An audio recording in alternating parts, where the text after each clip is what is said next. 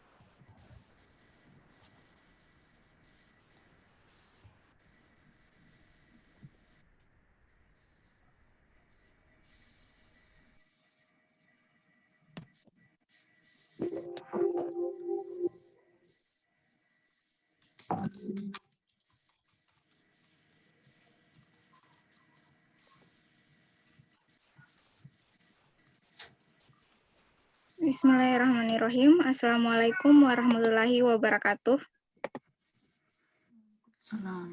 Selamat siang dan salam sejahtera untuk kita semua. Yang terhormat Mr. Mustafa Elhamoli M. DVM MS PhD. Yang terhormat Miss Janjiria Sitia BSc MS PhD. Yang terhormat Dr. Hewan Vika Yuliza Purba MSc. Yang terhormat Ketua Program Studi Kedokteran Hewan Universitas Hasanuddin, Dr. Hewan Dwi Kusumasari APVET. Yang terhormat Ketua Program Profesi Dokter Hewan Fakultas Kedokteran Universitas Hasanuddin, Dr. Hewan Andi Makfira Satya Apada MSc. Dan yang kami hormati beserta segenap peserta webinar pada hari ini yang berbahagia. Dengan mengucapkan syukur alhamdulillah atas nikmat dan hidayah yang telah dilimpahkan oleh Tuhan Yang Maha Esa, sehingga kita semua bisa berkumpul pada siang hari ini dalam kegiatan internasional webinar yang akan dibawakan oleh Mr. Mustafa Elhamauli, MDVM MSc, dan Miss Janjira Sitia BSc MS PhD dalam tema Reproductive Immunity and Intestinal Function of Chicken. Bapak, Ibu, serta para peserta webinar yang berbahagia, sebelum kita memasuki acara inti, saya akan membacakan susunan acara kita pada siang hari ini. Acara akan diawali dengan sambutan Ketua Program Profesi Dokter Hewan Fakultas Kedokteran Universitas Hasanuddin, Dr. Hewan Andi Makfira Satya Apada MSc. Acara berikutnya adalah paparan dari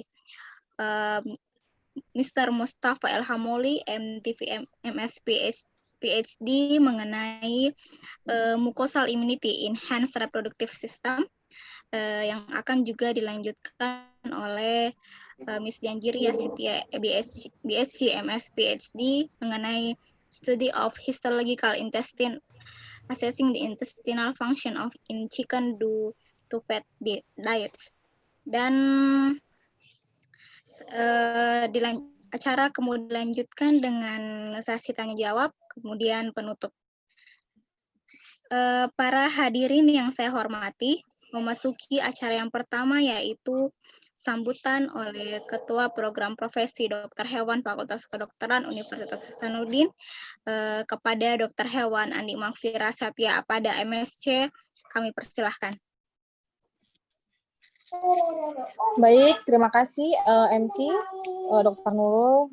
Assalamualaikum warahmatullahi wabarakatuh dan selamat siang.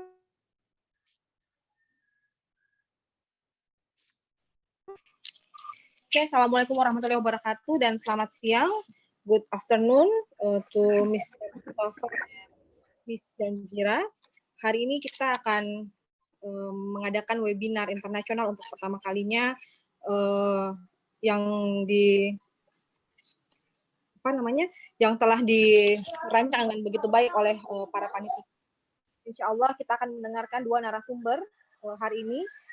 Yang satu berasal dari Mesir dan yang satunya berasal dari Thailand. Saya harap para peserta bisa mengikuti kegiatan webinar ini dan kita bisa mengambil manfaat yang sebanyak-banyaknya daripada pembicara kita hari ini. Mungkin itu saja untuk dari saya.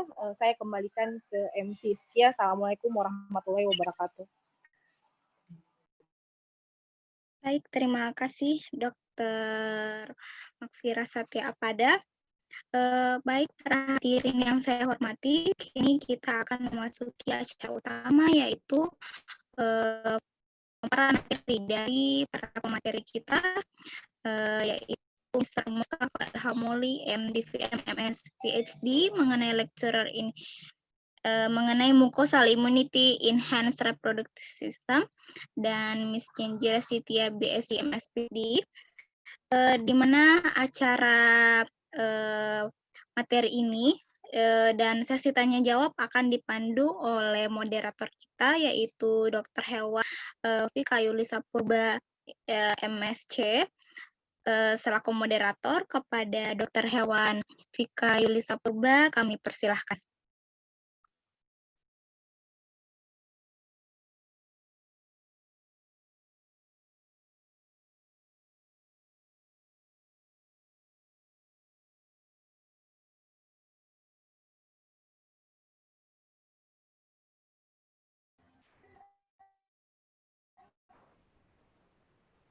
Dokter Vika, mungkin ininya di-mute dulu.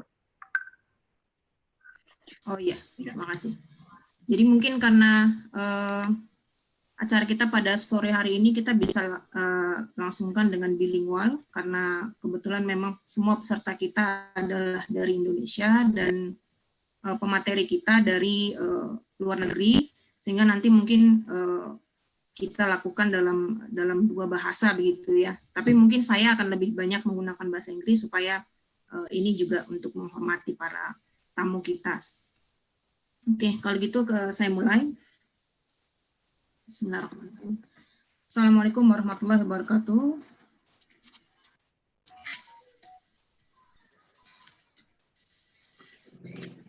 Good afternoon for Indonesia and Thailand and Japan, and good morning, Mr. Mustafa Alhamuli. Good morning. So my name is Vika Yulisa Purba. I'm now a lecturer from Hasanuddin University, and I will be your guide in this opening session. So I'm so delighted to see all of you here, even this is online stage, I think. And I'm so grateful to the Veterinary Medicine Study Program of Hasanuddin University for their support, and they have provided as host and webinar committee have put together and engaging this program. So this afternoon, we will have a two session of talk about the poultry science presented by two experienced researchers from two different continents. And our speakers are Mr. Mustafa Alhamuli, DVM MS PhD from University of Sadat City, Egypt, and Ms. Janjira Sitya, BSc MS PhD from Silpakorn University, Thailand. So before I welcome the two speakers in this afternoon, so if we talk about poultry science today, so we all know that the research in poultry science has moved too far in the direction of molecular biology, and it's away from the studies with whole animals. So the world are now facing the prospect of opening up in the field of gene manipulation, and already maybe we have spent too much money for agricultural and biotechnology research.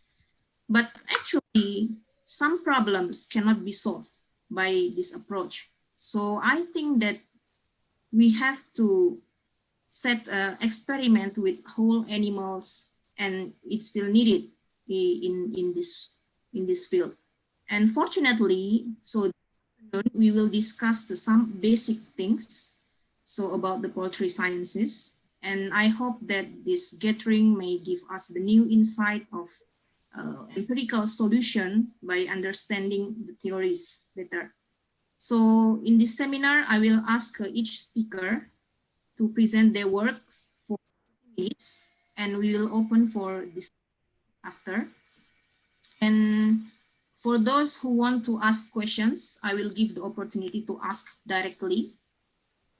So you can use the raise hand mode, or you can simply write through the chat feature, so I can propose them to the speakers later. So before we started our event this afternoon, so I want to introduce to our first speaker. So Dr. Mustafa El-Hamouli from Egypt. So Dr. Mustafa is now a lecturer in Sadat City University. He obtained his PhD from Graduate School of Biosphere Science, Hiroshima University, Japan. And he's actually my senior in the laboratory, and I think I learned many things from him. And now his current research interests are about inflammatory mediators in mucosal innate immunity, aging-related changes in the reproductive system of laying hens, and non-invasive heat stress markers for laying hens. So, and today he will be sharing with us his expert research on mucosal immunity in hens reproductive system. So with that, I ask you to give full attention to Dr. Mustafa. And maybe, Dr. Mustafa, I think the time is yours now. Onegaishimasu. Assalamu alaikum. Thank you very much, Iksan, and everybody for giving me this opportunity. And I will start to show my presentation about mucosal innate immunity in reproductive system laying hens.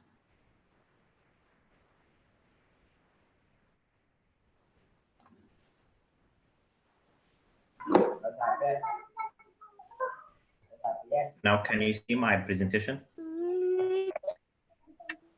Yes, I can see. Oh.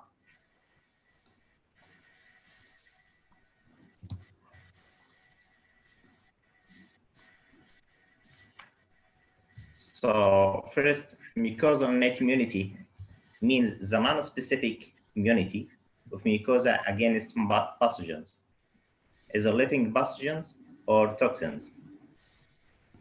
This mucosal innate immunity has a physical part depend on the intact cells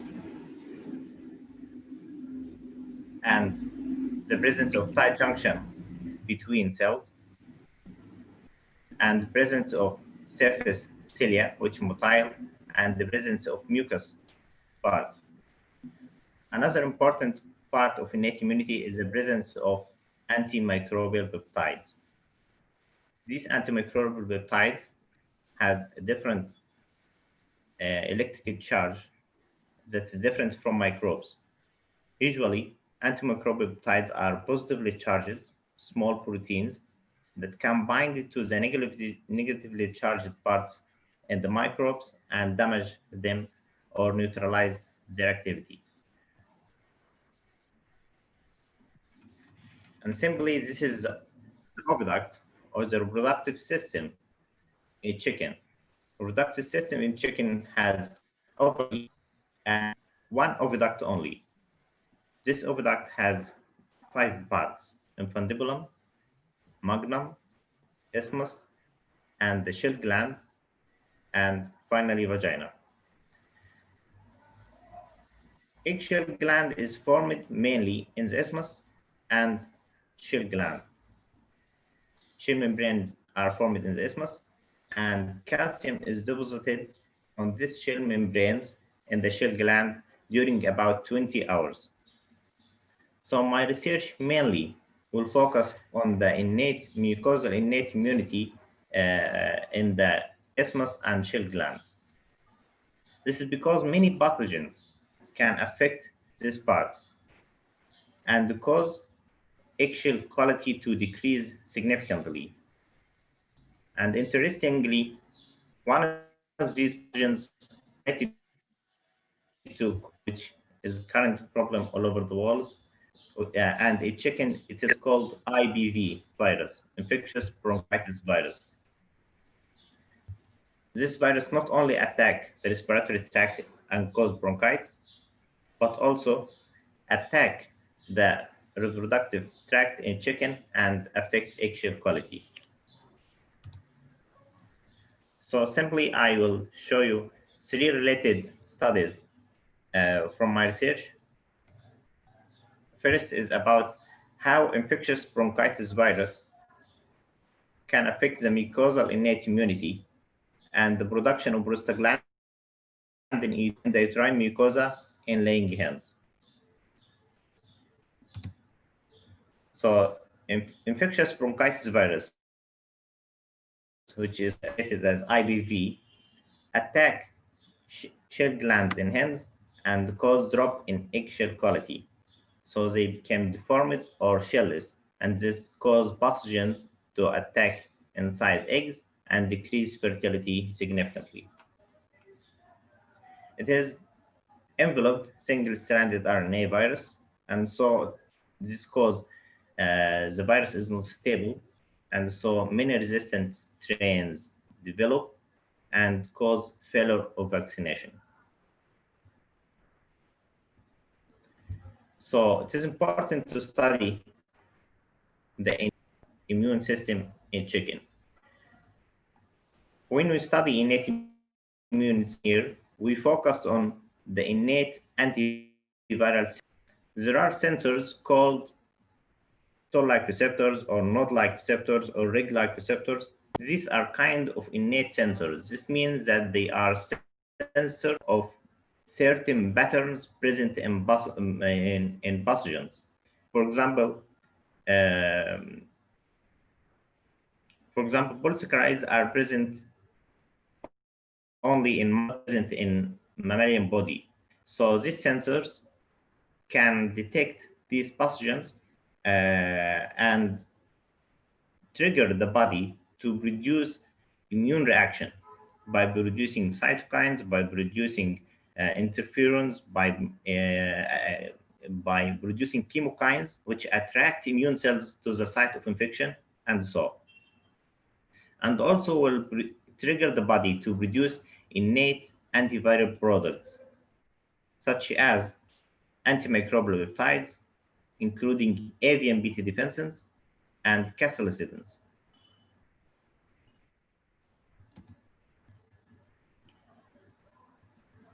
The story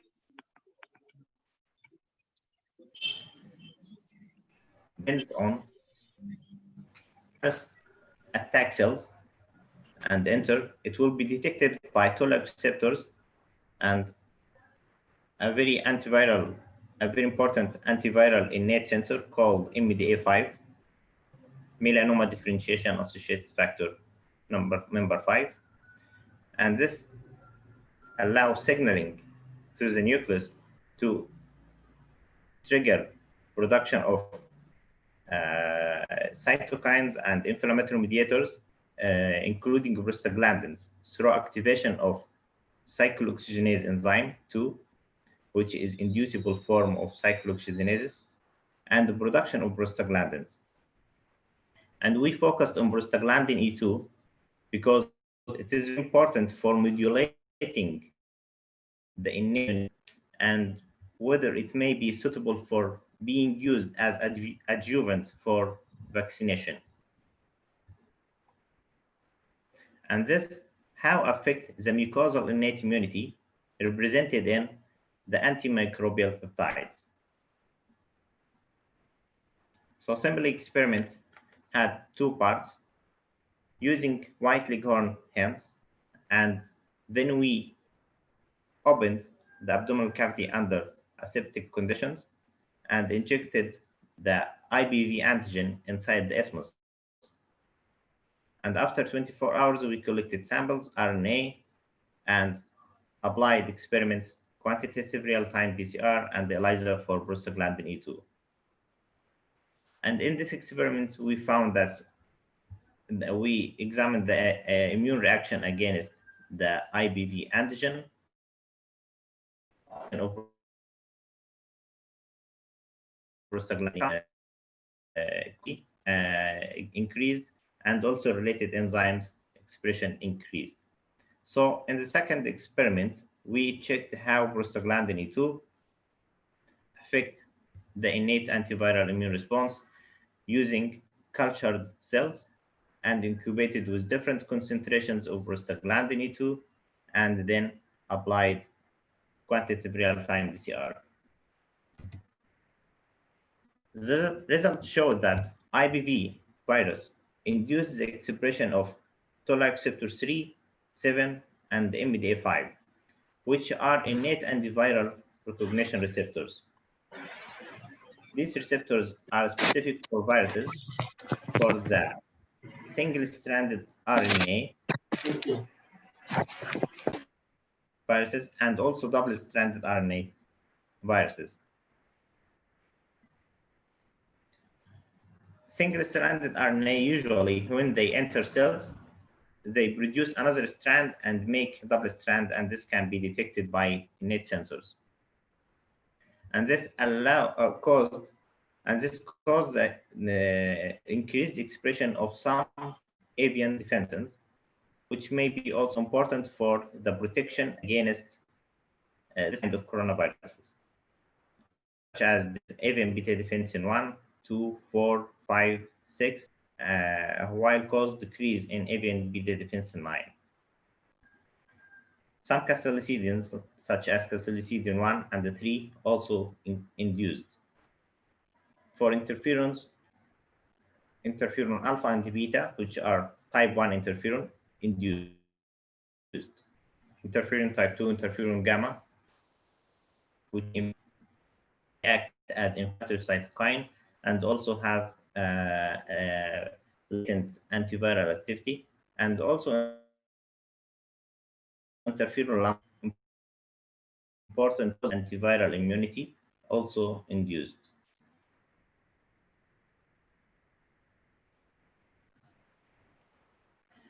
In this, we showed the avian beta defensin 2 positive cells.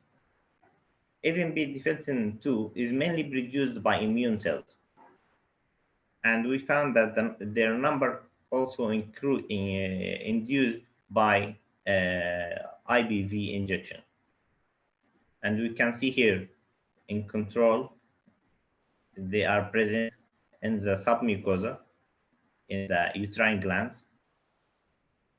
And number of these here acted from blood, because also their number in blood capillaries increased. And here is the normal immunoglobulin G staining control.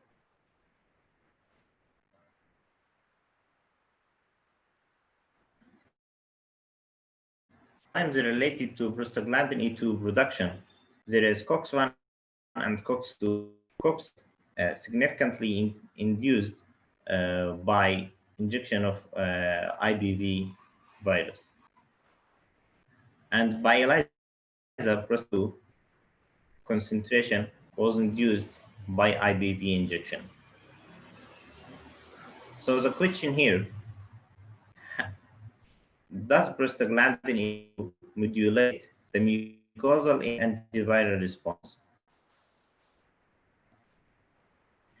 The effect of different concentrations of prostaglandin and how this affect the production of beta and also cathelicidin and interferons.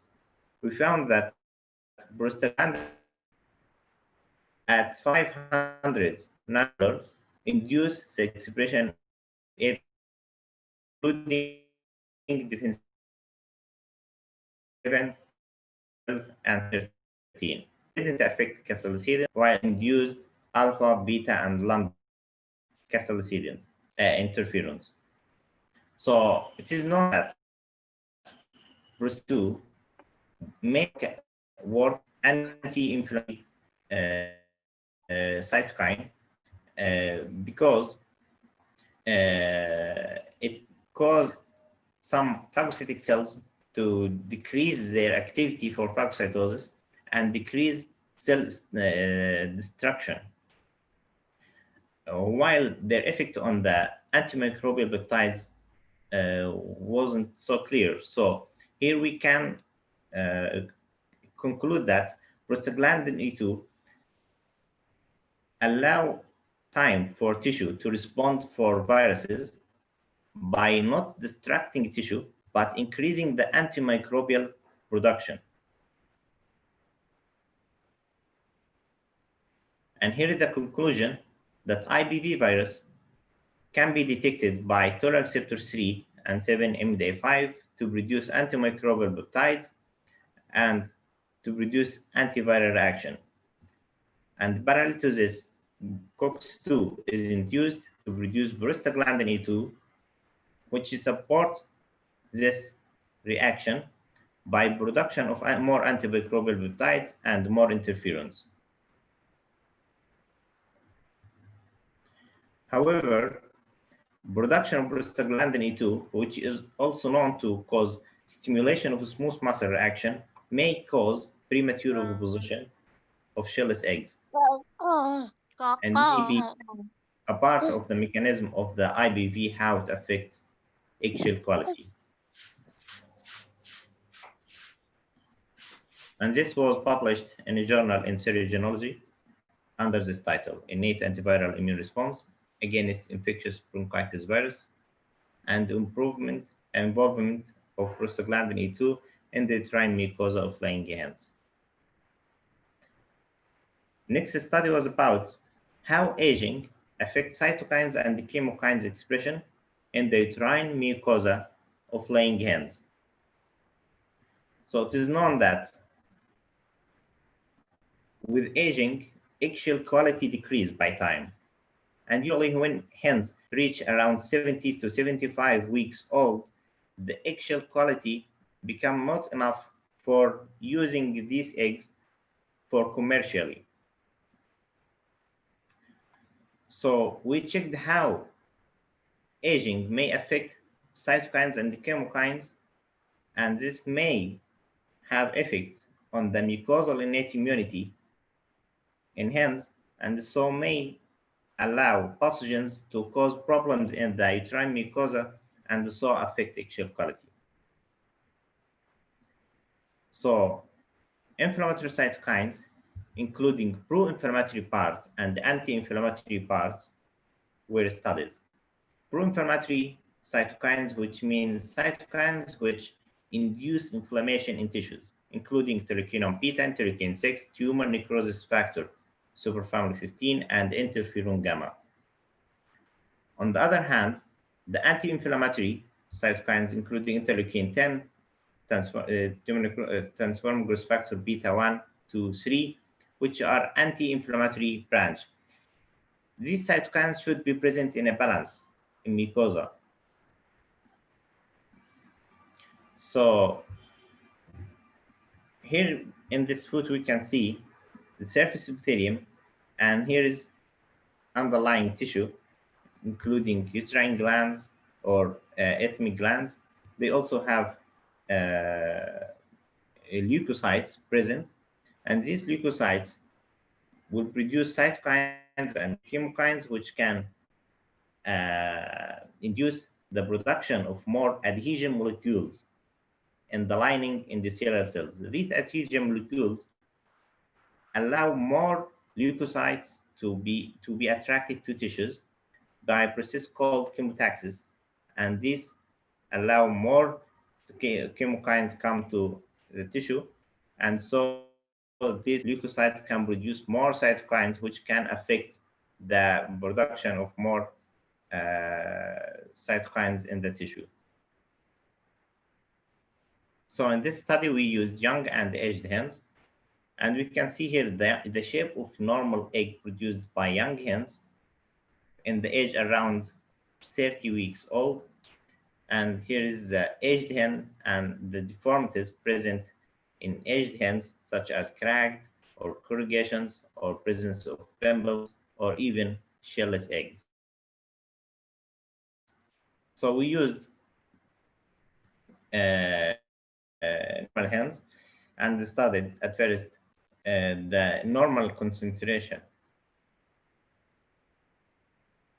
in the ovulatory cycle, different points, and examines also the effect of aging on the expression of these cytokines and the chemokines using young age 35 weeks, 130 weeks old. All eggs produced by these young hens were normal, and also all eggs produced by this very old age were abnormal with many problems. And we took samples such as RNA and for formalin fixed samples for analysis by QRT-PCR and immunohistochemistry for different leukotypes, and finally we did statistical analysis.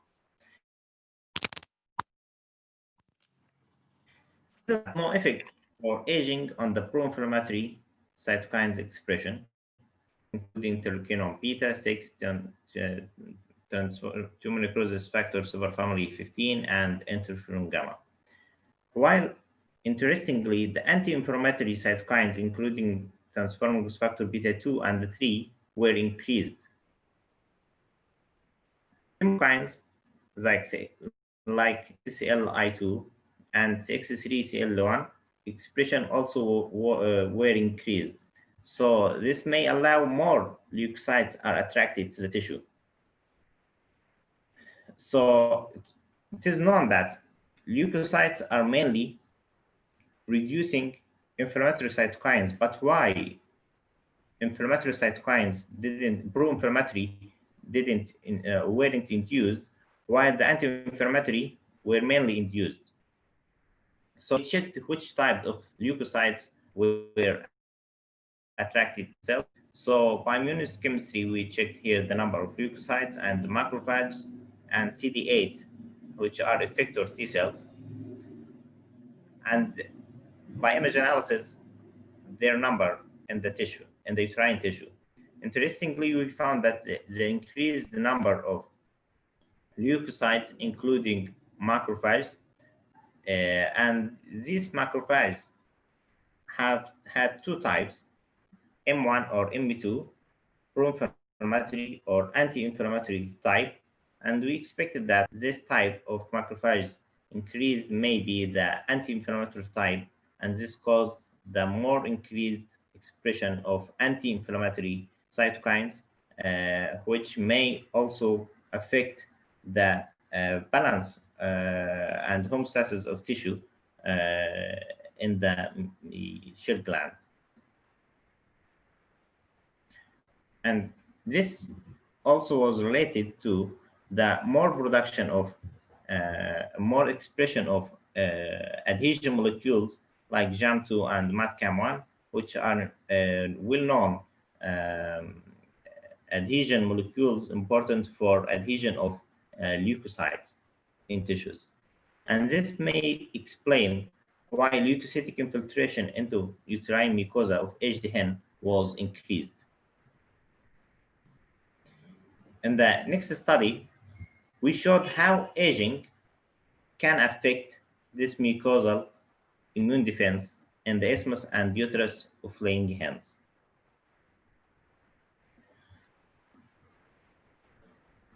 The mucosal innate system in laying hens has two parts: the antimicrobial peptides, which are produced against pathogens and cause their damage, including defensins and castellocidins, and their production is mainly triggered by the presence of PRR, pattern recognition receptors, including toll-like receptors and MDA5, which are main innate sensors present in chicken.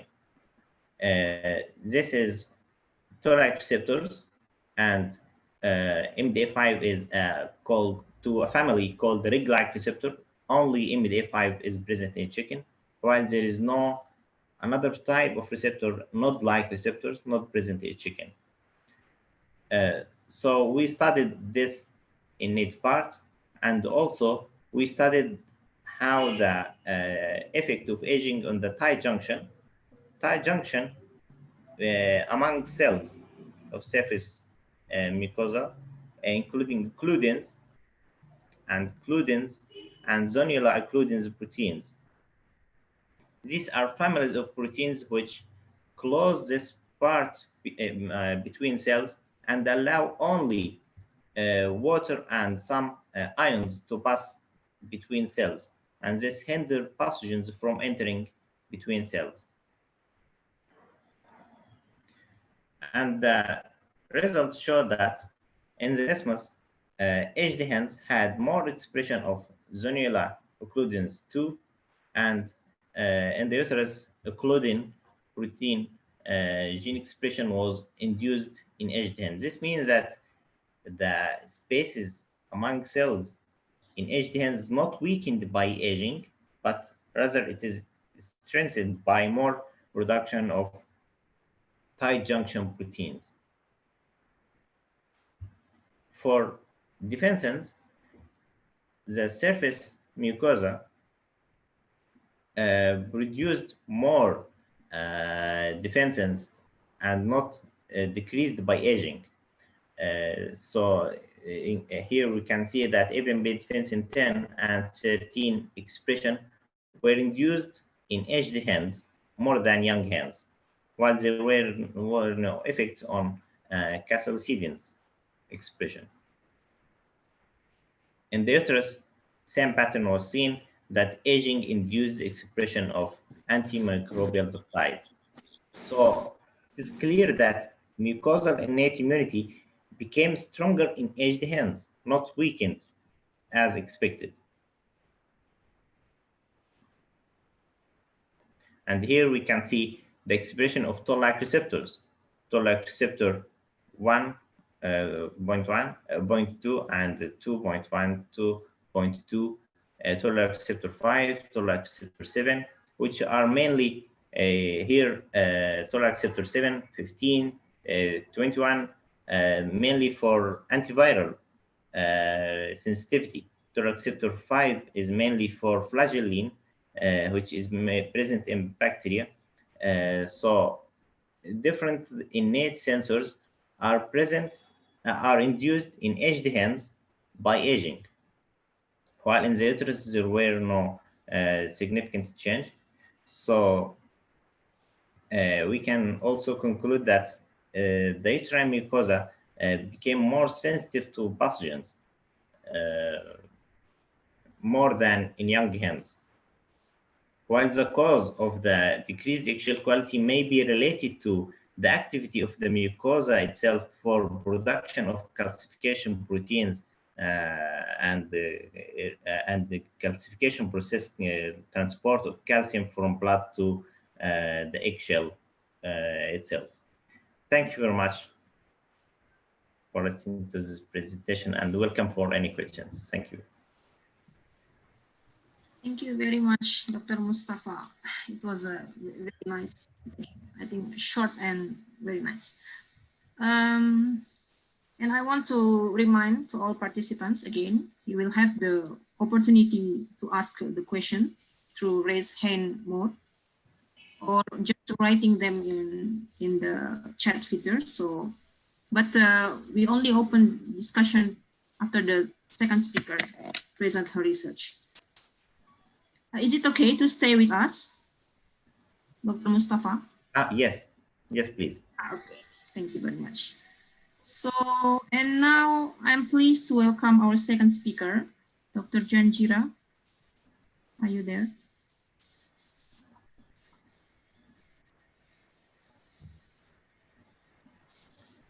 Dr. Janjira? Hello? Can you hear me? Okay. Okay, so Okay.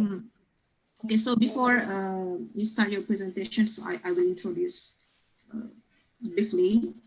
So our second speaker is Dr. Janjira Sitia from Thailand.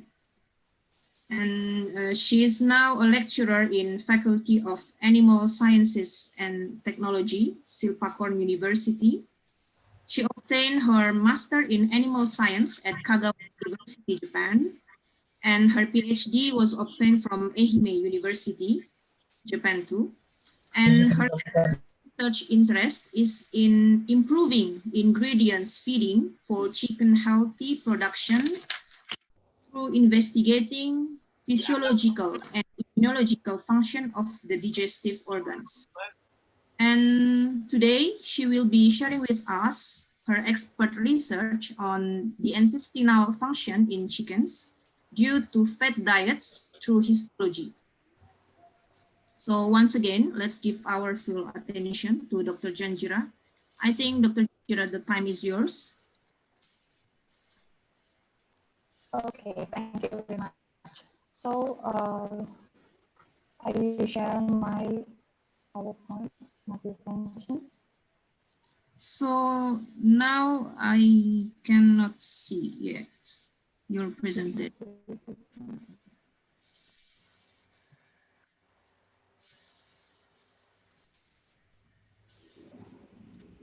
Ah, okay, got it.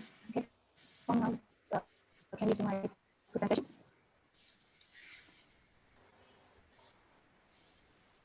So sorry because the connection is not stable. So can you hear me clearly?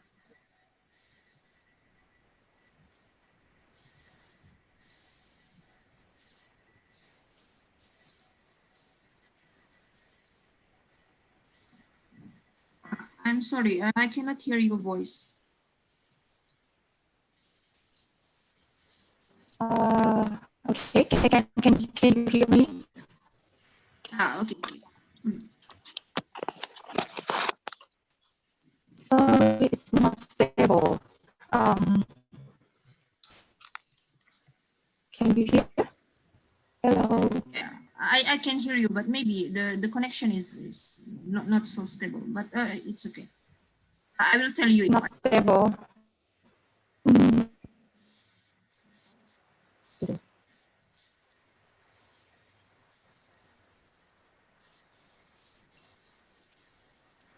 Hello.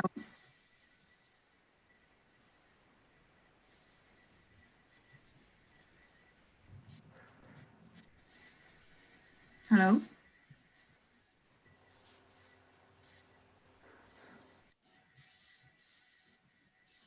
I start my presentation.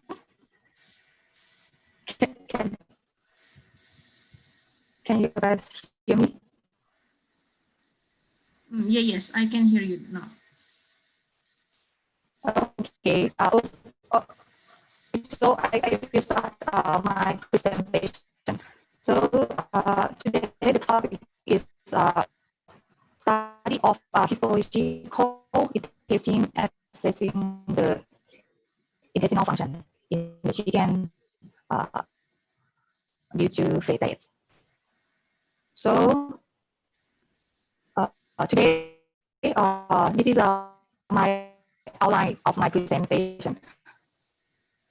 So first, I will talk about overview of chicken production in Thailand, and then I will explain about the fundamental study on the intestine.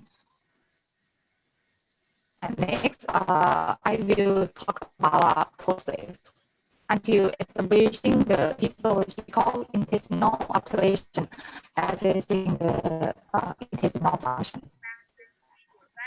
And the last topic is application of this fundamental intestinal histological approach on the long-term feeding experiment in the chicken veterinary natural substance.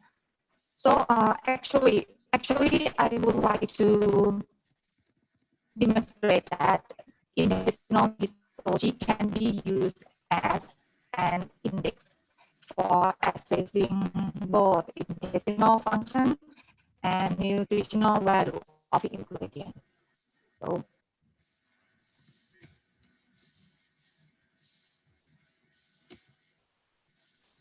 and first, I would like to talk about the Thai boiler production. So this table shows the Thai boiler production, and we can see that the boiler production is rapidly growth in Thailand, and the export is also continue to grow because of high demand from another countries, including Asian country or EU country. So this figure show the export chicken from Thailand. So divided into the processed chicken and the frozen chicken. And Japan is the most important export market. Other significant export market include China, UK, another countries like Malaysia, Laos. And the frozen and processed chicken industry continue to strong growth in the future. And this figure show the Thailand chicken industry. There are three players of broiler farmer. The major players is a large company farm, cover around 50%. This farm produce frozen chicken and processed chicken for export market and domestic market.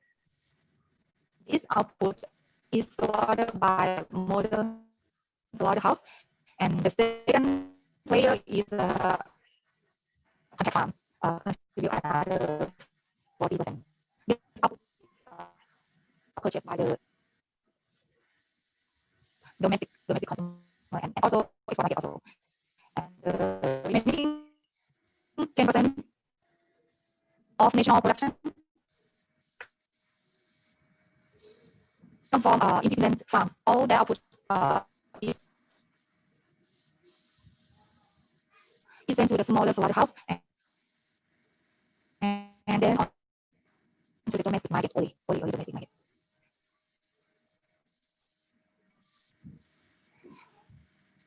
So as above, we can see that the poultry production in Thailand tendency to increase in every year. So that's why there are many research of poultry production in Thailand. One of the most popular topic research in Thailand is nutritional physiology. So next topic I will explain about the fundamental study on the intestine. So actually the primary function of the intestine is to digest and absorb excess feed.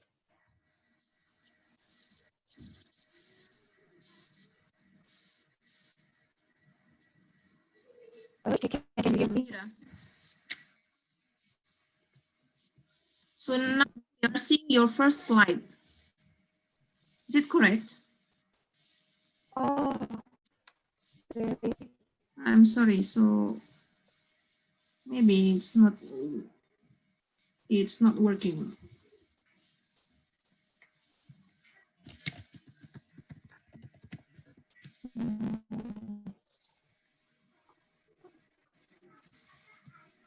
So if so, can I send you the PDF file and you show instead of me, you show the file instead of me? So.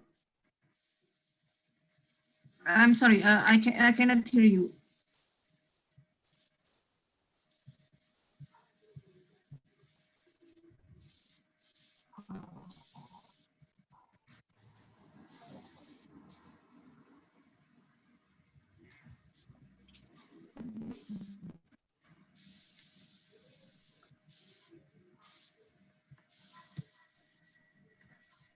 So we lost her.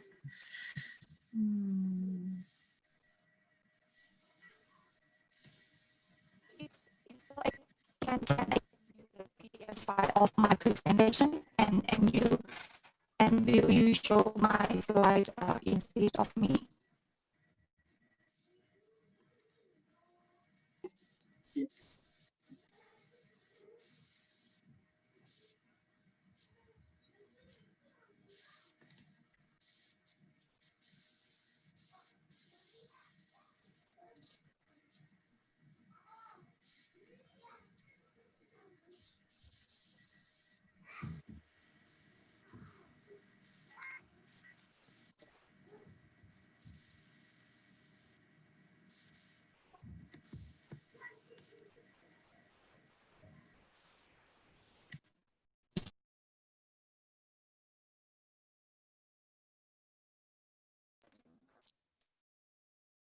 Yeah.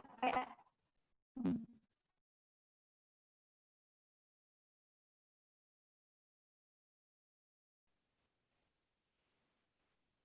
So how to what should I do in the audience? Oh, okay.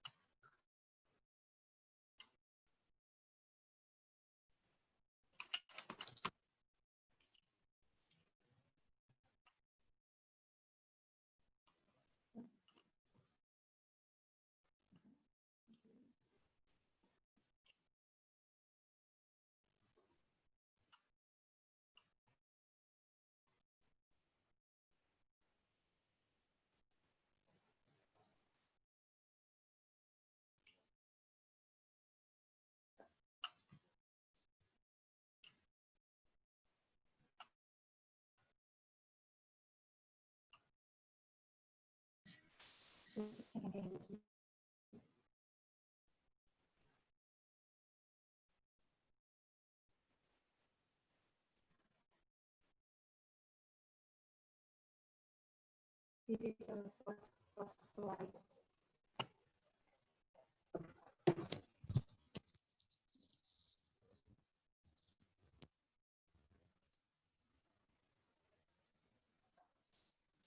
Okay.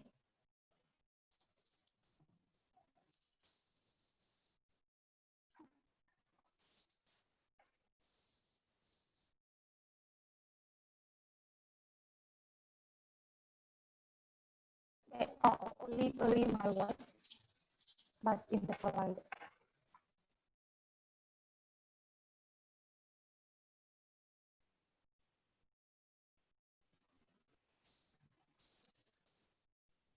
Okay. Okay.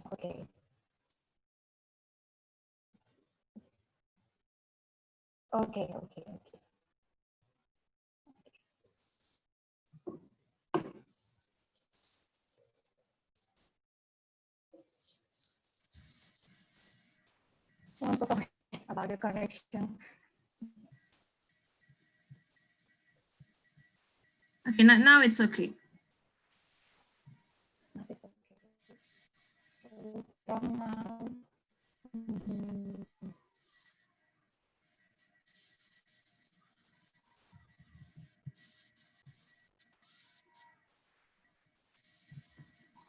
I can see clearly. Okay.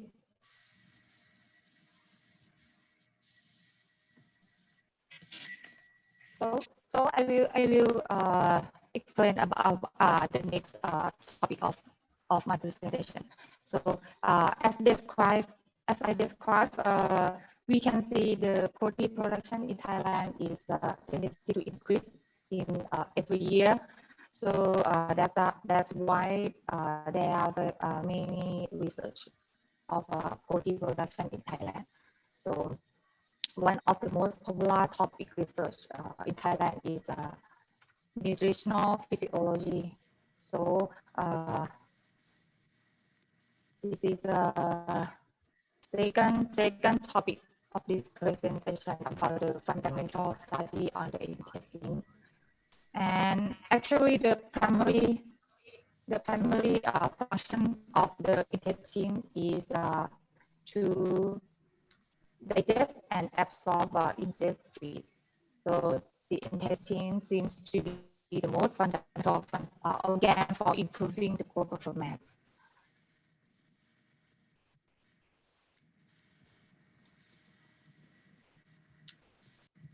and the general histological feature of the small intestine are well known. In the field of body production study in the past year, there have been many nutritional physiological results, such as feed intake, body weight gain, feed efficiency, or digestibility. But a few information on histological intestinal alteration induced by ingested feed have been reported. Some researchers hypothesize that the intestinal histological approach may also be able to assess the intestinal function because of the intestine has a close relationship to both the digestion and absorption of the ingested. I think the conventional morphological observation of absorptive epithelial cells is limited.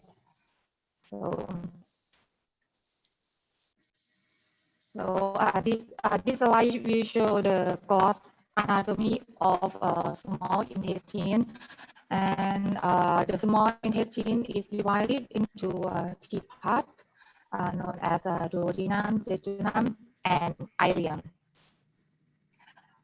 And we have to collect the sample from each segment for histological observation, three parts of them.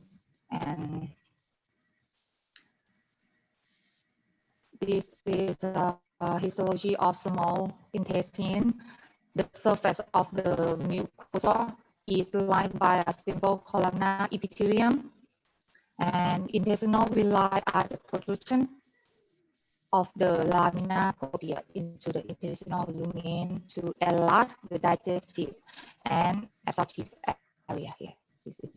And the villi surface consisting of enteroendocrine cells, goblet cells, and absorptive cells. Moreover, the crypt is the area where stem cells divided to allow replacement of the enterocyte in the villi. Each intestinal crypt is a developmental unit that contributes to the renewal of the intestinal epithelium. All intestinal epithelial cells are known to originate by cell metastasis from stem cell zone located in the lower part in this area and migrate around the villus surface up to the villus tip within a few days, and after reaching the villus tip, the cells are shaped into the lumen and then continuously replaced by the proliferation. And these cells have a life cycle of 48 to 96 hours.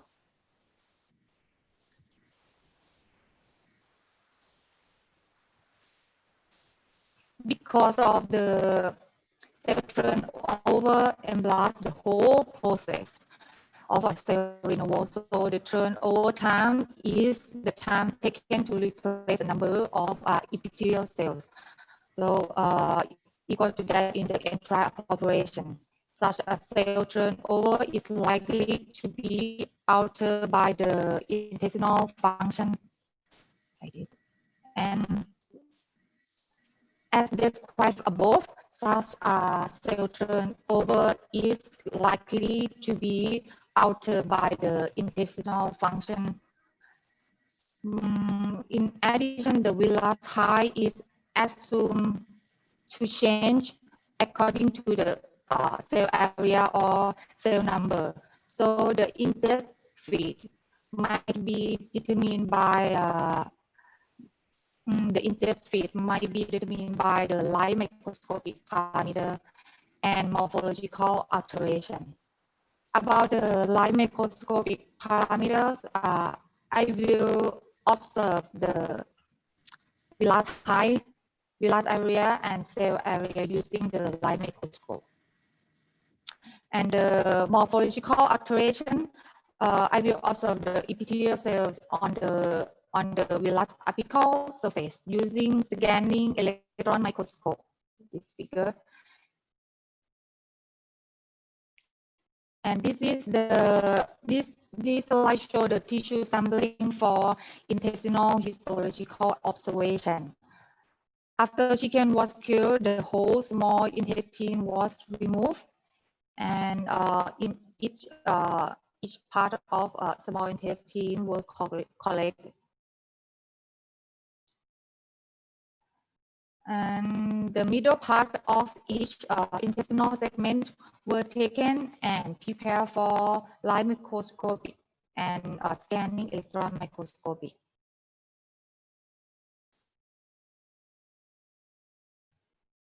This is light microscopy.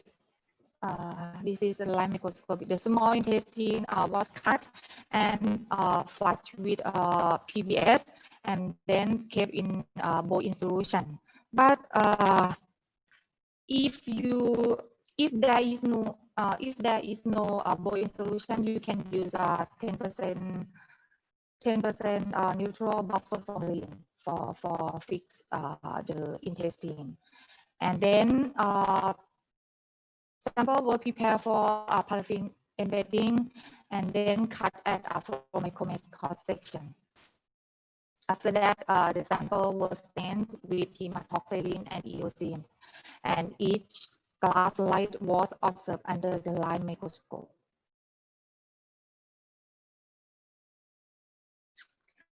For measurement, the villus height, villus area, and cell area.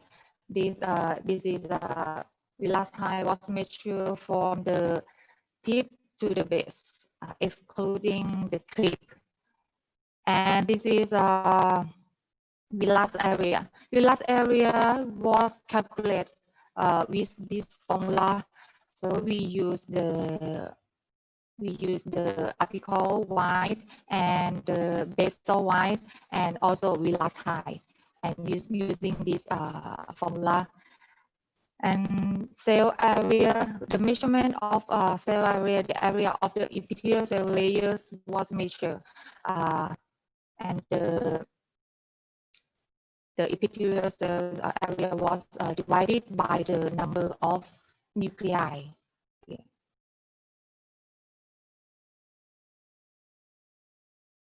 This is a tissue sampling for scanning electron microscopy. The tissue samples were slid and fixed in the 3% butyraldehyde and 4% paraformaldehyde, and then post-fixed with 1% osmium peroxide. And then they were dehydrated with varying concentration of alcohol and coated with platinum. And then the specimens were observed with a scanning electron microscope.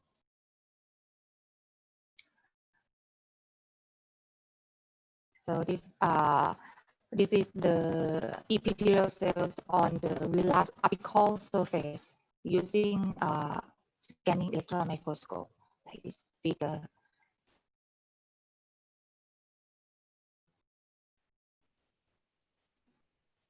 So now we know the fundamental intestine and how to collect the samples and how to observe the light microscopic parameters and scanning electron microscopic parameters. So the next topic is process until establishing the histological intestinal alteration, assessing the intestinal function.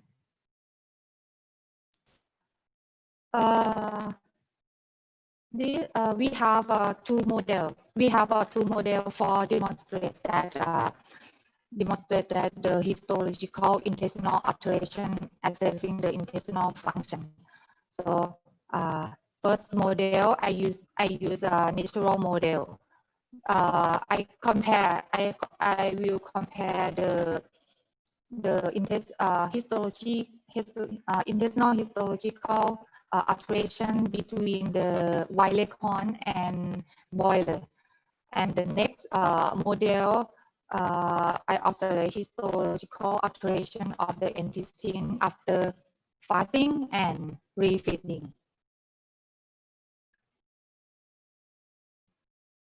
About the first model, the objective of this model is to investigate the relationship between intestinal histological alteration and intestinal function. So this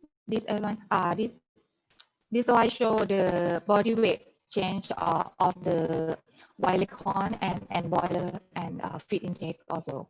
So from this result, the growth rate of boiler was twice that of wild leghorn during the first week after hatching. And the boiler consumed more feed than the wild leghorn. So the growth rate is positively associated with genetic increase in the feed intake and efficiency of feed utilization.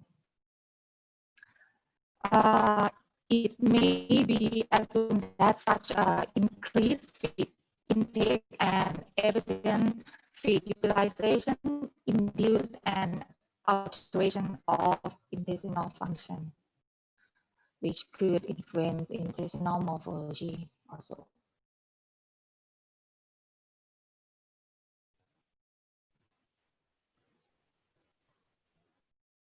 And this figure show the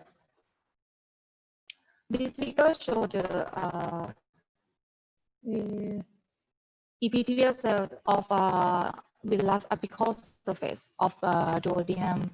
So on the hatching day, the duodenal villi of each intestinal part show finger like appearance with a dome shape.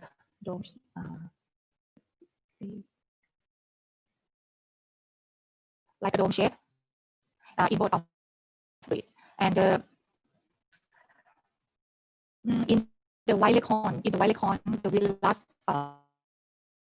surface was smooth with flat epithelial cells. But in the boiler, had many more developed cell protrusion on the villus tip surface, resulting in a large surface.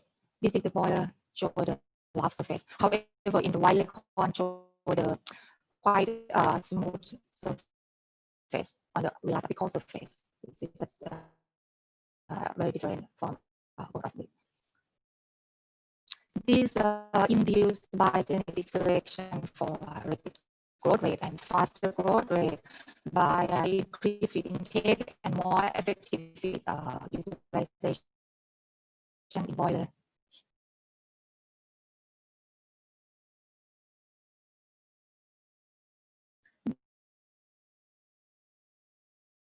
These morphological parameters suggest greater absorptive surface area and more active intestinal function immediately after hatching.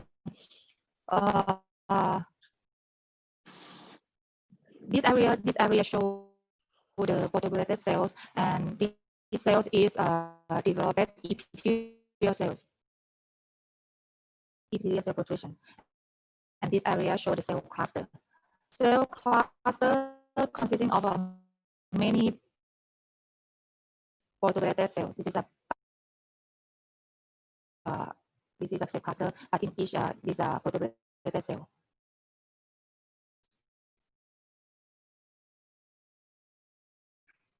So from this model, it can be concluded that the villus morphological feature correspond with increased feed intake and rapid growth rate of boiler.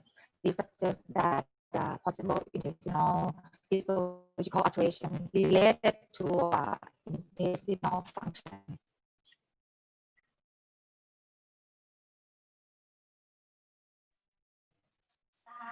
So the next model is histological alteration of the intestine after fasting and refeeding.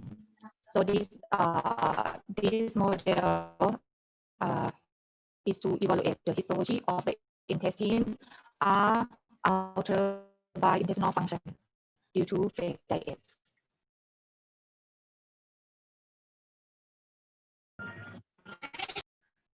This model, there are 5 groups. There are 5 groups in this experiment.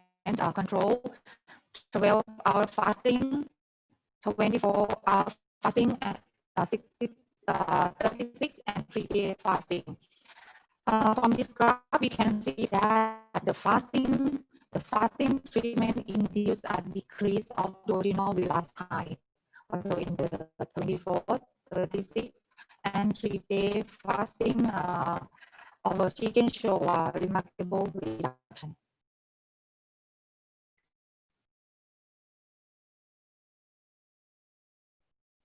This graph shows a fasting and refeeding group. So such a decrease will high rapidly recover after only 1 day of refeeding with conventional diet. This is a 3-day fasting. This group is a 3-day fasting and can recover with one day refeeding after 3-day fasting. This is a can be recover. These cell area and cell mitosis number also can recover after retreating.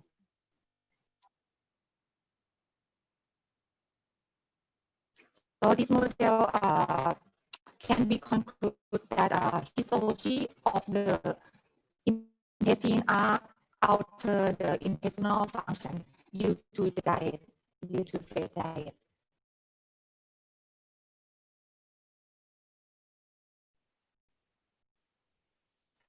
So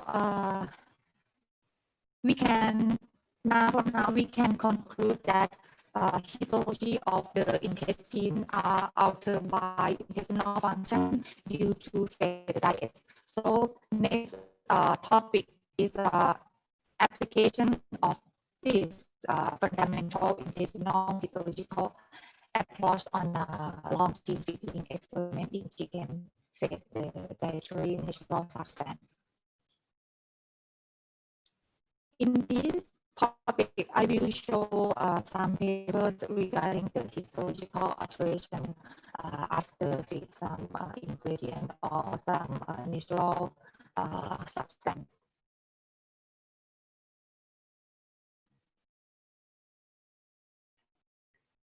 This is the topic of this paper is influence of levels of dietary fiber source on the performance castrate gastrointestinal tract, including intestinal morphology of boilers. About the fiber source, in this experiment, I supplement rice hulls and soybean hulls. I supplement two source of fiber. So this study aims to investigate how intestinal morphology would be affected in the chicken fat fiber, different fiber sources.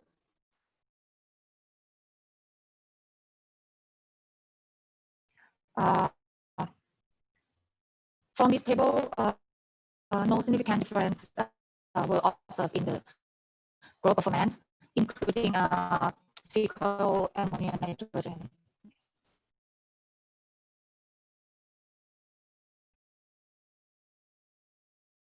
Compared with the control, the boiler in the fiber group had a longer jejunum and ileum. This is when compared with the control. When compared with the control, the experimental group showed the longer jejunum and ileum.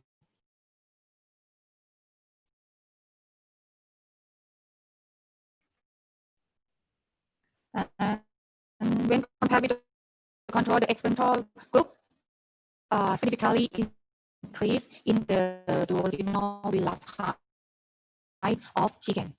So when we supplement the fiber, this affect to the relaxed height of the body.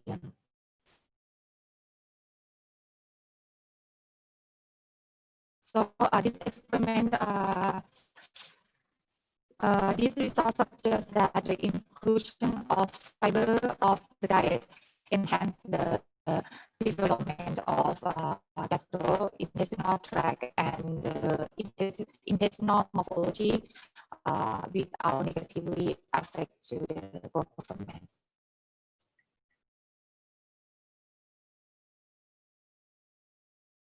Next research is the effect of replacing corn with whole grain patty rice and brown rice in a boiler diet on growth performance and intestinal morphology. This this uh,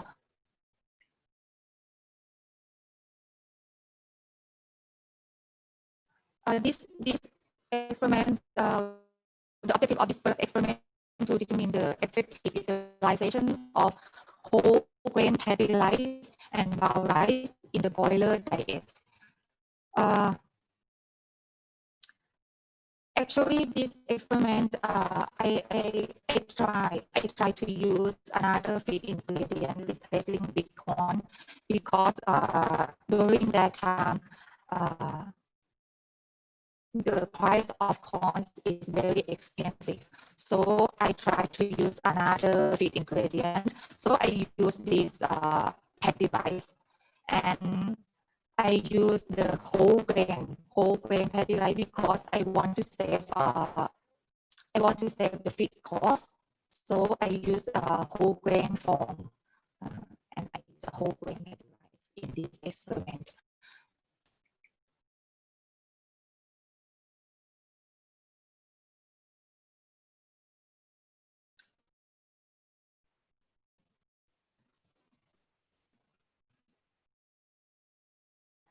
And this is the materials and method of this experiment.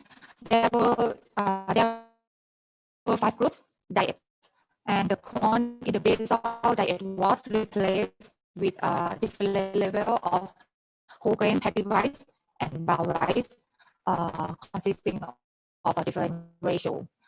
However, all diets were formulated to be isocaloric and isonitrogenous.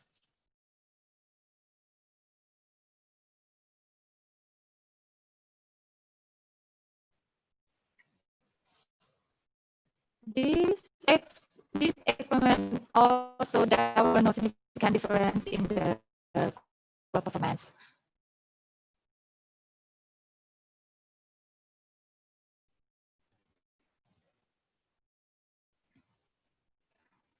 And dietary treatment did not affect the relative intestinal length and weight. However, the weight of pizza increased in the experimental groups when compared with the control. And the pizza pH of the experimental group was lower than that of a control group.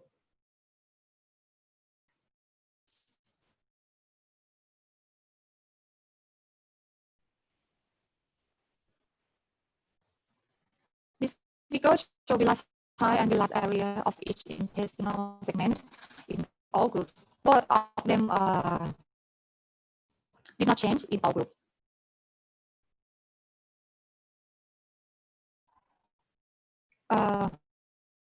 This figure shows that the ileal clip depth on the control group was deeper than those of the experimental group.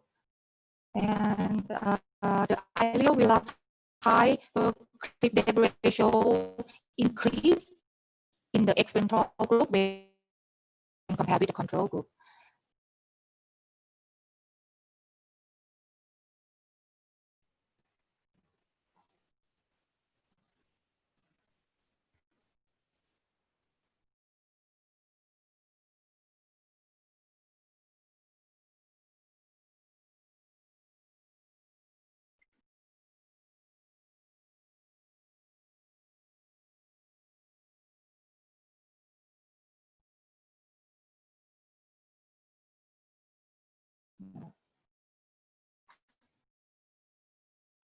Okay. This slide shows the duodenal with large apical surface in each experimental group, and actually no specific change were observed in the duodenal epithelial cells among the groups, except this treatment. This treatment show cell cluster, as I described above. This is the show cell cluster, and another group show vertebrated cells here. However, in this group show the more developed epithelial cells in the experimental group. Actually, it's not clear why intestinal morphology was affected in this group compared with the control, but it's possibly related to the fiber content in the diet to stimulate the epithelial cells on the large apical surface.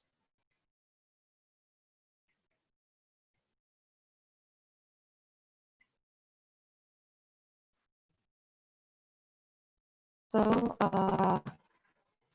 from this experiment, it can be concluded that replacing corn with whole grain paddy rice and brown rice in boiler diet lead to the development of gizzard function, and but there were a few changes in the intestinal morphology.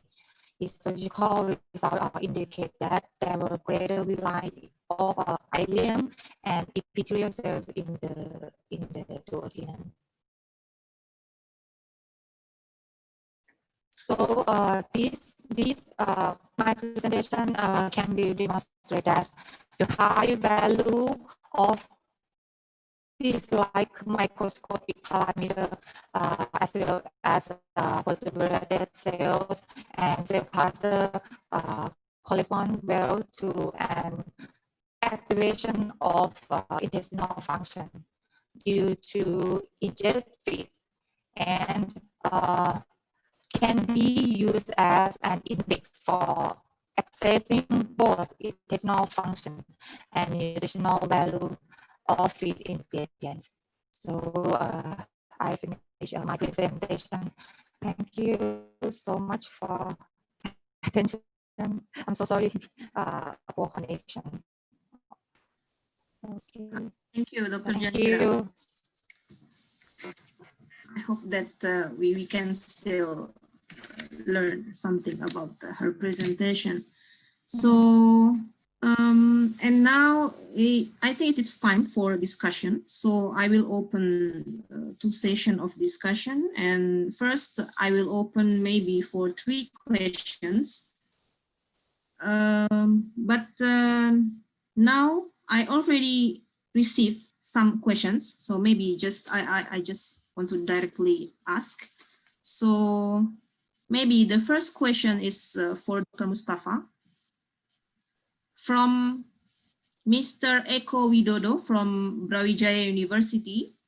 So the question is, I wonder to ask whether any relation between nutrition or nutrient enrichment could improve the innate immunity.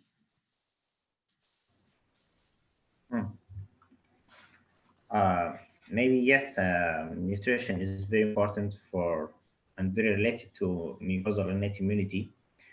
And many researches already done using vitamin D, zinc oxide, and probiotics, and some algal extracts like spirulina. They showed increased production of more mucins and also production of antimicrobial peptides. But later studies are done for the hen oviduct. Most studies are performed for GIT, gastrointestinal tract, mainly for hens, chicken. But their effect on laying hens may be very few studies are done for this. Okay, thank you. So maybe the use of probiotic, I think, is worldwide use. And it's very It is also very popular in Indonesia. Yes, probiotics are very common used, mainly for GIT. Yes.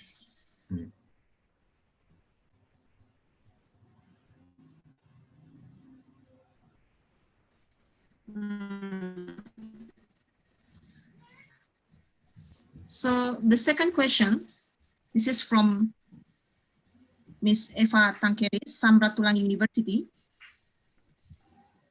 So the question is for Dr. Mustafa. So the mucosal tissue along reproductive organs of hens is susceptible to various pathogenic microorganisms and infection that you mentioned on your presentation. So is there any simple mechanism or methods that can support the well development of mucosal immune system in chicken?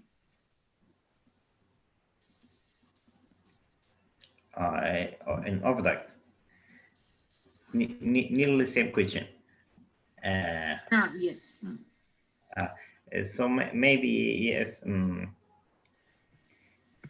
Maybe little studies are using for nutrients, for using nutrients to support mucosa of laying hens. But usually nutrition is good. Especially using vitamin D and zinc oxide, they showed positive results for mucosa and oviduct. And mainly protection against pathogens affecting the oviduct, including IBV or including bacteria like Salmonella or E. coli. Mainly the mechanism for defense against these pathogens depend on vaccination processes and hygiene. These are main processes. So I think using probiotics and using extracts from bacteria to be added for feed may be more useful for GIT, because the direct contact of pathogens with these probiotics with the GIT mucosa may be more stronger than the oviduct. So how can we relate about the GIT and uterus? Maybe if probiotics are taken orally, so they induce mucosal immunity better in the GIT, but using them for mucosa and the oviduct may be difficult. So vaccination may be better, and good nutrition using vitamins and using like minerals important for mucosa like zinc oxide may be better than probiotics for the oviduct. So this is for, I mean, systemic. Yes. Not direct stimulation. Not direct. Maybe suitable for oviduct. Thank you. Jadi mungkin ada yang belum paham. Tadi ada yang bertanya tentang bagaimana meningkatkan kualitas dari imun sistem pada reproduksi pada ayam. Nah, beliau mengatakan bahwa memang tidak bisa langsung gitu, seperti probiotik atau vaksinasi itu memang tidak langsung efeknya terhadap uterus, tapi itu bisa meningkatkan secara sistemik sehingga nantinya pada akhirnya juga akan meningkatkan kualitas daripada sistem reproduksi itu sendiri. Nah, begitu. Okay, so I move to the next question. The next question is from Mr. Eko Widodo from Brawijaya University. And this question is addressed to Dr. Janjira. Dr. Janjira, can you hear me? Yes. So the question is, it's reported that pathogenic bacteria is attached to the mucosa of intestine. So can we observe such attachment by using electron microscope?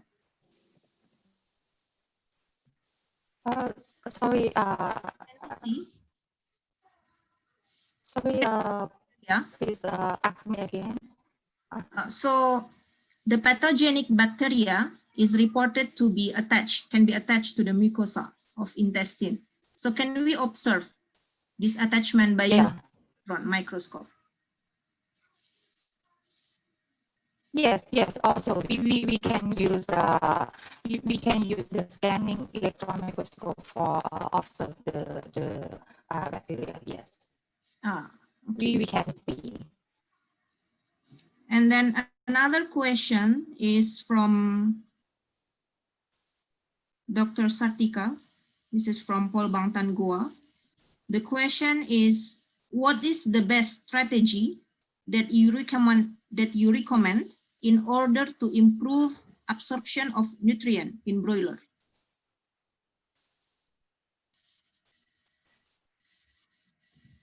What is the strategy? The strategy that you recommend. So to improve the absorption of nutrient.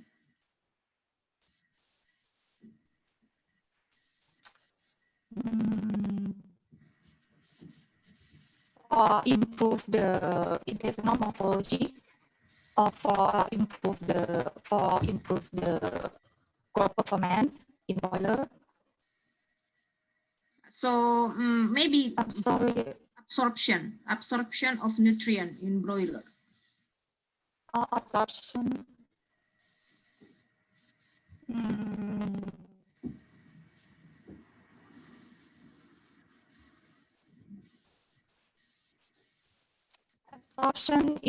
Absorption the nutrient in boiler.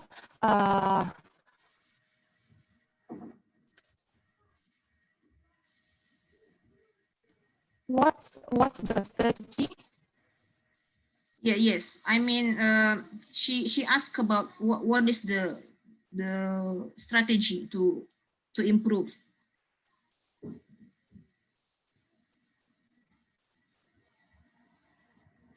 I mean, maybe it's improve the kind absorption. I think about chicken digestibility.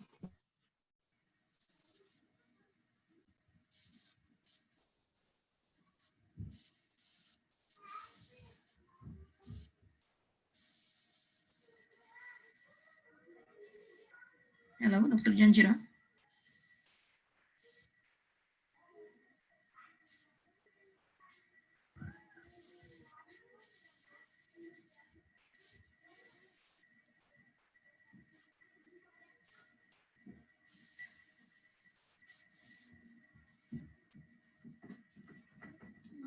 Artinya boleh main keluar.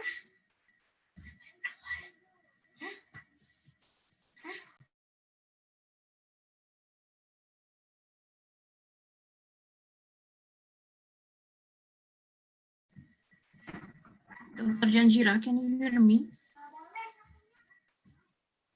Maybe she lost connection.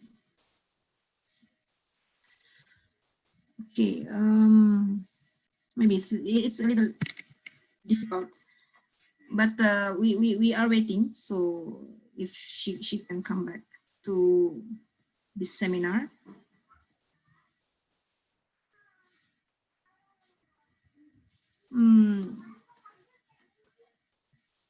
If someone has a question, so I think we can propose again for the second session. Actually, I have 2 more questions for Dr. Janjira, but maybe we will wait.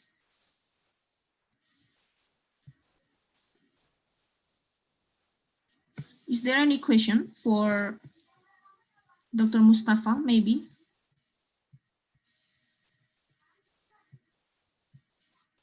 Sorry, Dr. Fika. I have some question for Dr. Mustafa. He talked about PGA2 that increased during IBV infection. So how about if PGA2 this is already increased during that infection. How about if there is an infection for a chronic infection during IBV? Thank you, Dr. Dwi. Dr. Mustafa, can you hear the question?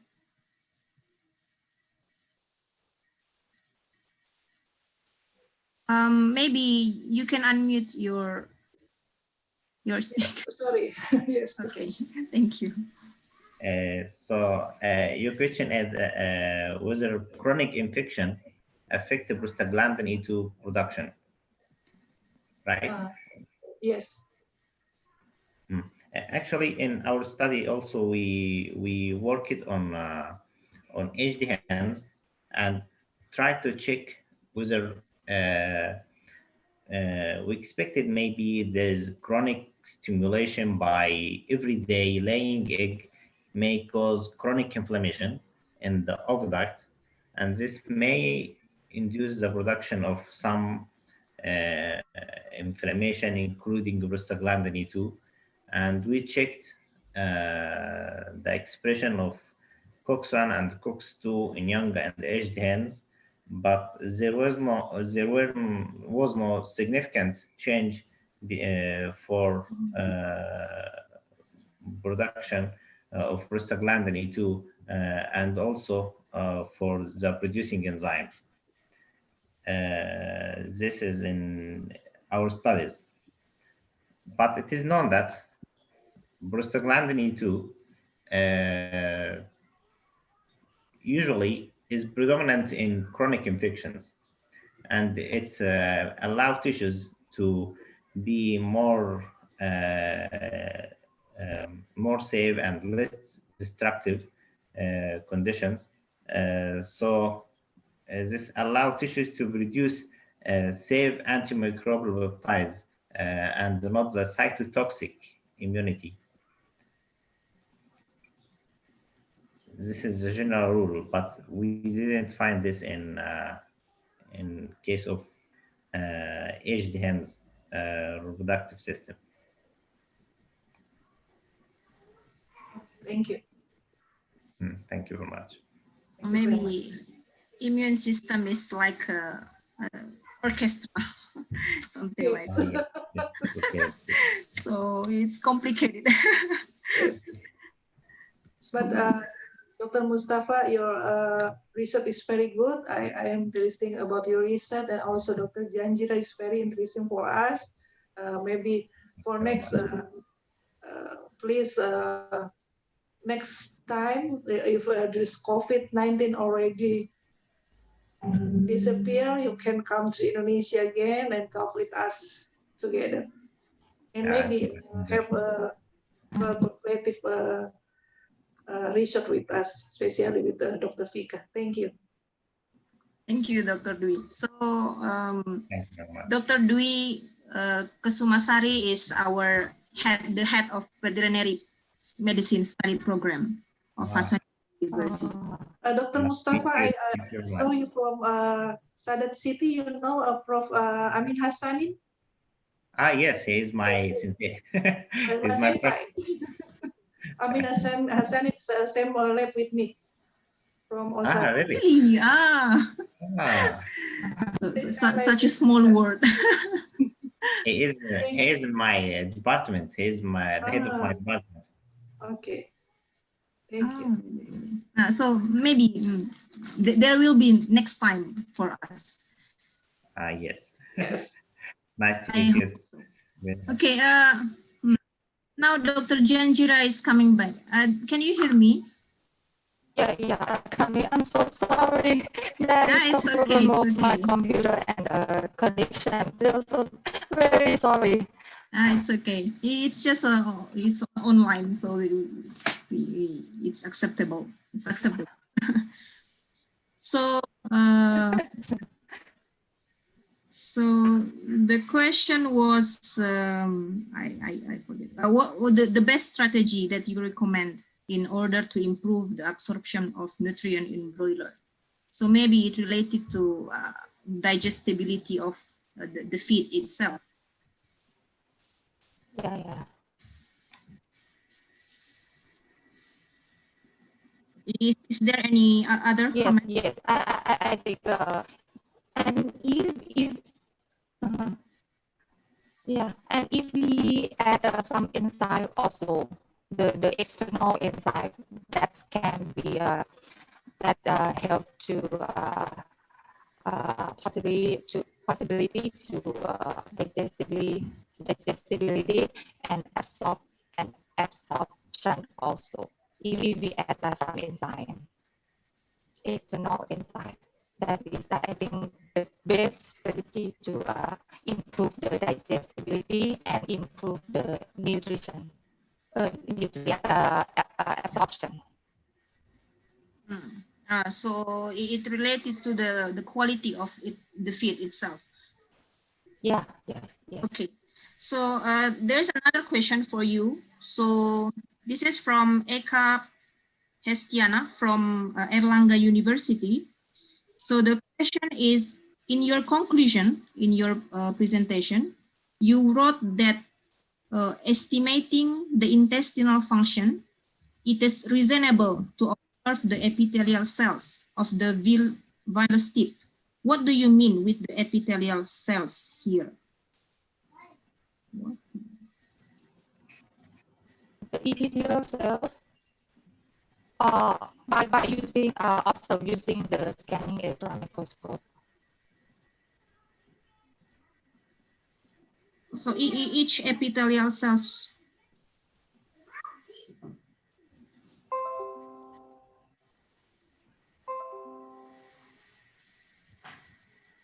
Sorry, one more, pardon, please, again. So in the conclusion, you wrote that Yeah. for estimating the intestinal function, so it is reasonable to observe epithelial cells. So what do you mean with the epithelial cells here? Yes.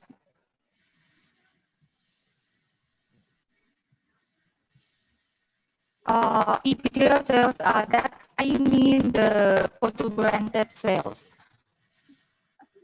The protuberated cell, that is the developed epithelial cells of that is on the villus article surface. That is consisting of the protuberant cell. That is the epithelial cells. Okay, I see. Right.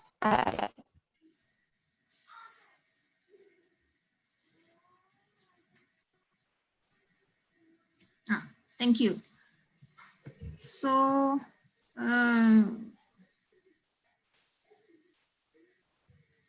maybe is there any person who want to ask question directly?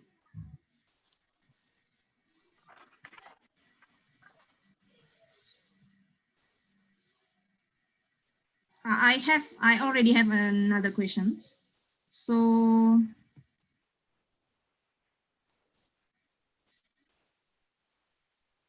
this is from Aini, Hiroshima University, addressed to Dr. Janjira. So the question is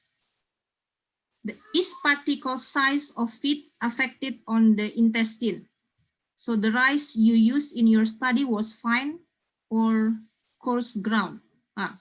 She's also from the nutrition laboratory. It is the coarse ground, coarse particle size. Coarse particle size. So maybe yes. Is particle size of feed affected on the intestine? Yes, this is affect to the intestinal morphology. This is affect to the intestinal morphology and the digestive organ, especially inside. Right?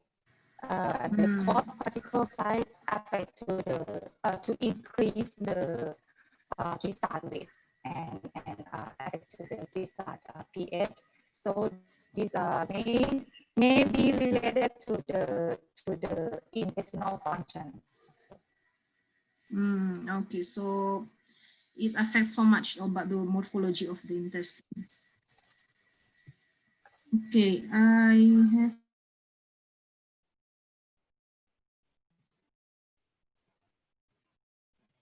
maybe this is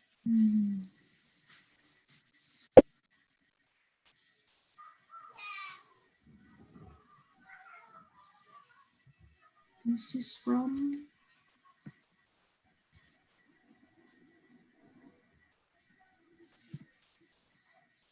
Sarkawi, from Romindo Company. I'm sorry, but I don't know what do you mean about early stimulation? I'm not sure.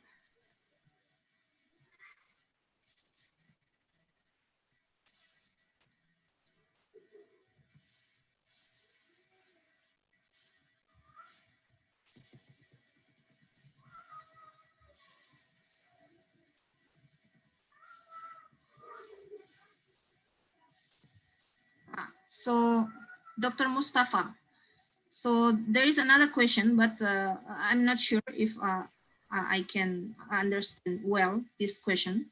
So this is from Sarkawi, from a company, and he asked about early stimulation. If we stimulate the reproductive system of the poultry earlier, is there any effect on the development of the oviduct regarding the immune system, or it is more susceptible to the disease, or it the aging comes faster or something? But I'm not sure. Is there any earlier what is earlier stimulation?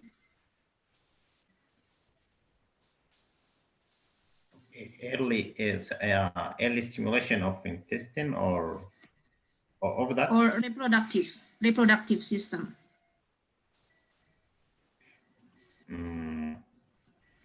I mean, maybe it means to stimulation for laying eggs.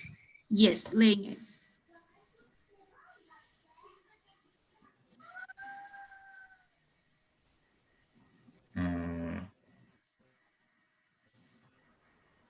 Actually, I can't understand perfectly how stimulate.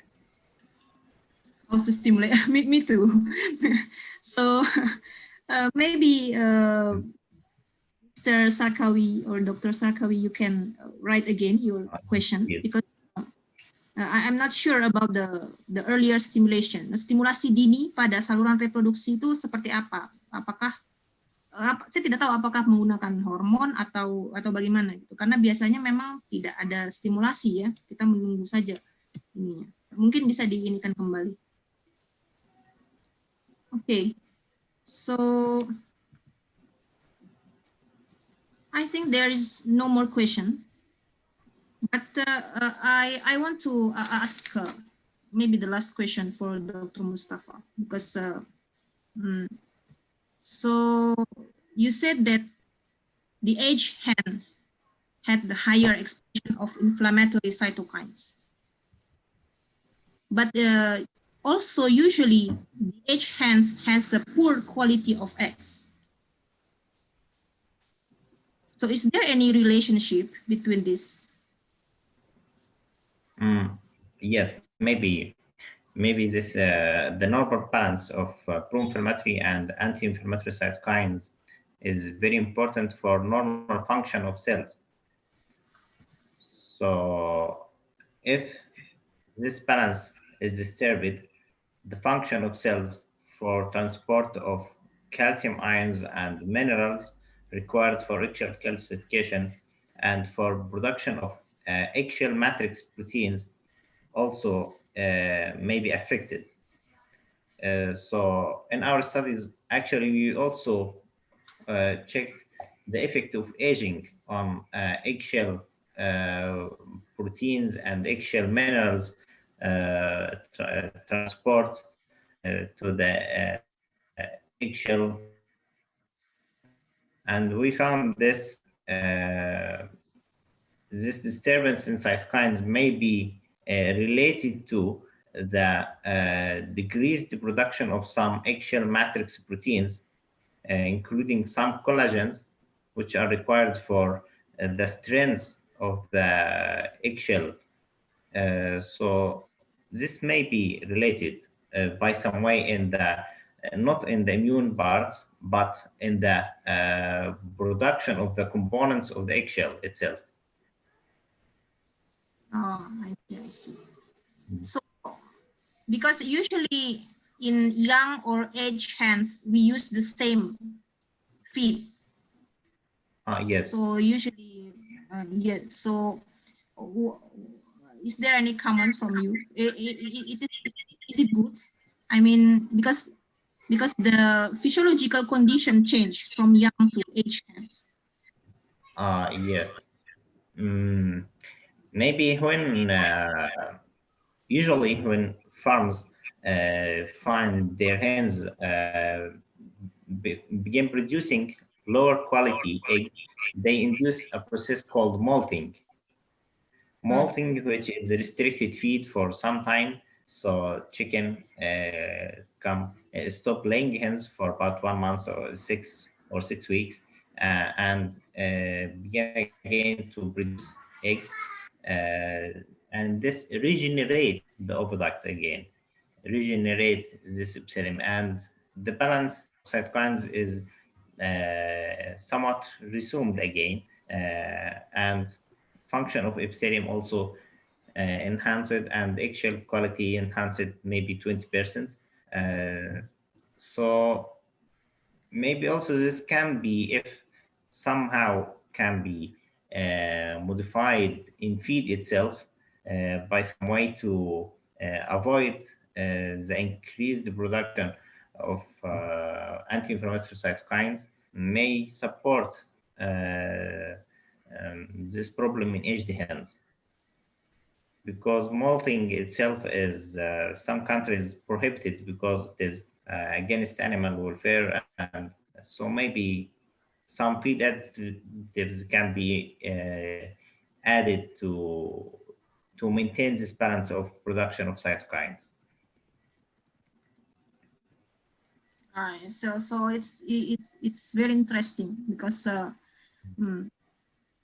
maybe this difference is not so widely known, and I think today we have some veterinarian, some student of veterinary medicine program, and also some veterinarian who works for company, feed and then antibiotic or something, or probiotic, and then. So I think it's very interesting to have a new insight in the basic science, I think. Okay, so maybe we come to the end of this seminar. I think it's been 2 hours of our seminar. I want to thank you, Dr. Mustafa and Dr. Janjira, for sharing knowledge and research experience. We are so grateful of having you both in this online stage, even it's online stage, but I think it's acceptable. Like you always said, it's acceptable. I hope that this network will continue to grow and we can have a future collaboration of research and so on. And to all participants, thank you all for making time to join us here today. I hope you can get new insight on poultry science for a better world poultry production. Thank you. I hope you're all staying safe and healthy. I think this is a difficult time for all of us, and we look forward to seeing you at the next event. So please, pada MC-nya silahkan saya kembalikan. Baik, Terima kasih banyak, Dok. Baik, untuk Bapak Ibu peserta webinar yang kami hormati, akhirnya kita sampai di penghujung webinar kali ini. Saya Nurul Sulfi Andini, mewakili tim webinar kedokteran hewan, mengucapkan terima kasih kepada seluruh peserta webinar pada hari ini.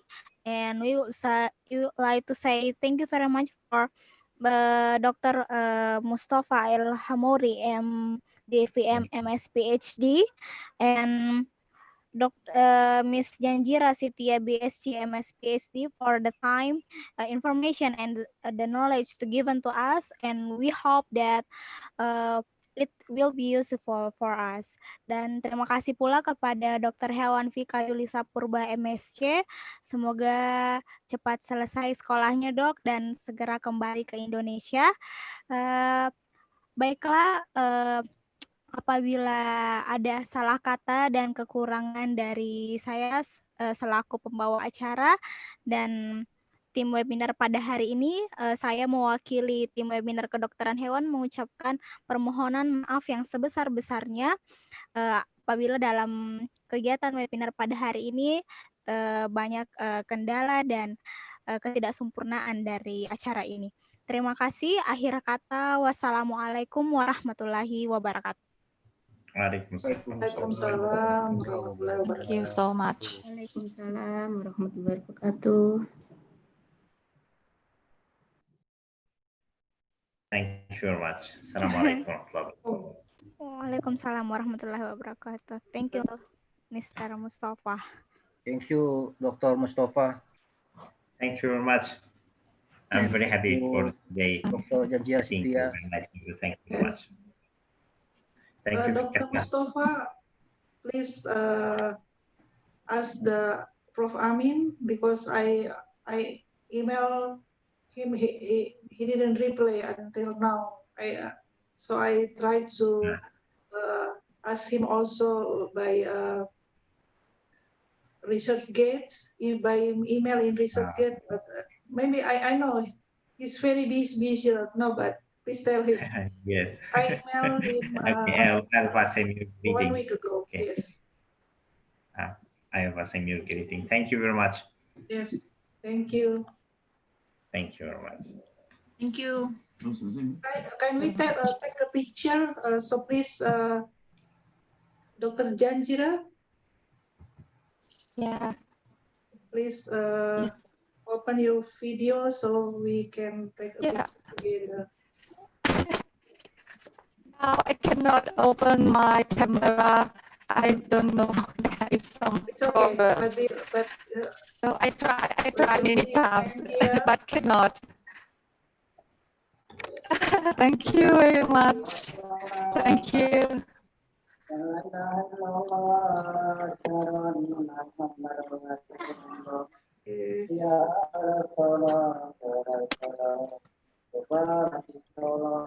Thank you. We already take picture.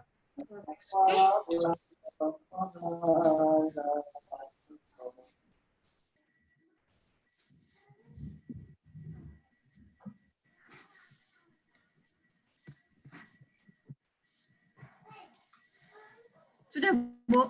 Udah. Oh, okay. Okay, thank you very much for all. Yes. Dah. How about COVID-19 in your country, Mustafa? We finished COVID-19. Not really. Wonderful. Egyptian innate immunity, I think, is really good. Yes. No need vaccination, right?